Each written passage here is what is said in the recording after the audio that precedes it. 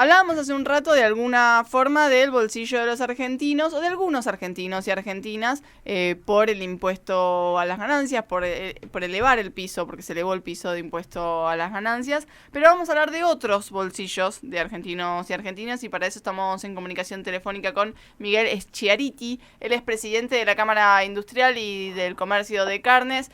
Hola Miguel, ¿cómo estás? Lucía de la Industria y del Comercio de Carnes. ¿Cómo estás Miguel? Lucía Genovesi y Uriel Friedman te saludan. ¿Qué tal? Muy bien. ¿Cómo andan ustedes? Muy bien, acá andamos en esta mañana fresca, pensando también, tratando de pensar un poco esto que decía al principio, en todos los bolsillos, porque ayer se conoció la medida de un alivio en algunos bolsillos, pero el precio de la carne impacta quizás en los bolsillos más vulnerables. En realidad la inflación está impactando de todos lados. Mm. Y el aumento de la carne tiene que ver precisamente con el exceso de emisión monetaria. Este es el principal motivo por el cual aumenta como aumentó. Y tiene un atraso muy, muy grande, que también tiene que ver con la emisión monetaria, porque la emisión monetaria es en la que genera la inflación y el bolsillo de los trabajadores cada vez está más flaco. Entonces cae la posibilidad de que los compradores, los consumidores compren como venían comprando. Buen día, Miguel. Buen día. Recién mencionaba que hay un atraso grande en el precio. ¿Hay que esperar nuevos incrementos? ¿De cuánto? Sí, hay que esperar nuevos incrementos. El cuánto es difícil de medir porque uno no sabe cómo va a reaccionar la gente. Tampoco sabe los anuncios de masa, si llegan a la gente o no. Ya hace 3 meses que está anunciando aumentos que la gente no recibe. Lo único que recibe es aumento de precio, no más plata. Y entonces hay que evaluar esto. Si fuera cierto que Massa lanza un plan platita en serio o parecido al de el último año, la verdad, la carne debería aumentar un 50% por lo que está hoy, en función del precio de hoy. Algo de eso pasó cuando a principio de mes, en 2 semanas aumentó casi el 70%.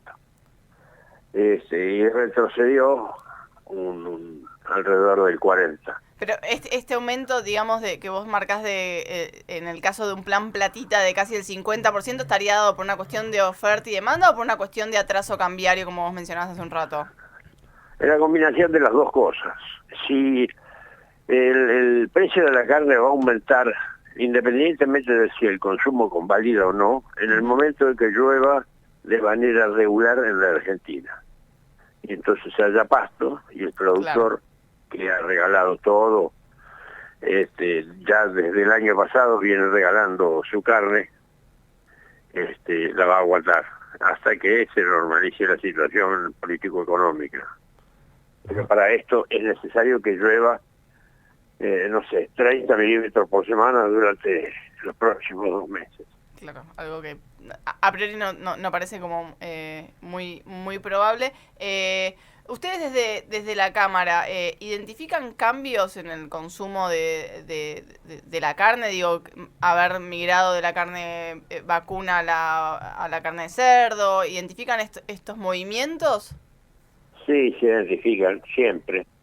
Es difícil todavía cuantificarlo porque esto arrancó el mes con un aumento desmesurado para la situación económica del cliente, y eso hizo que lentamente no, más rápidamente que lo que aumentó cayera, porque las carnicerías dejaron de vender.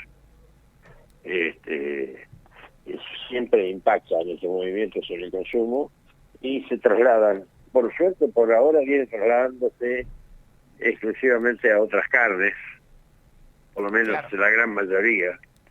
Allá en el 2001, en la crisis del 2000, la gente dejó de consumir carne, pero para pasar a consumir papas y fideos, lo cual nos pone frente a una situación más angustiante para el consumidor, que cambia una dieta no solo que le gusta más, sino que además más que nutritiva y saludable, por comer, por llenarse la panza, para decirlo de manera grosera.